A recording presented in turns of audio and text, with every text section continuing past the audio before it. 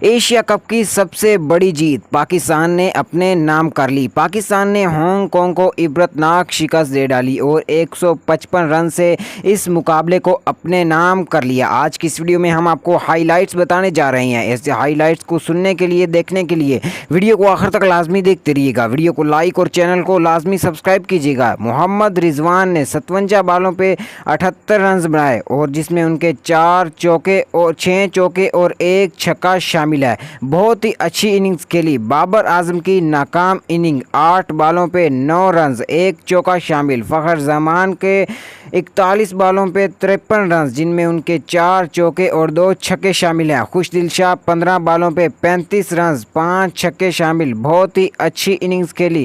اس کے علاوہ ہم بات کرتے ہیں جی ہانگ کانگ کی اور پاکستان بولنگ لائن کی۔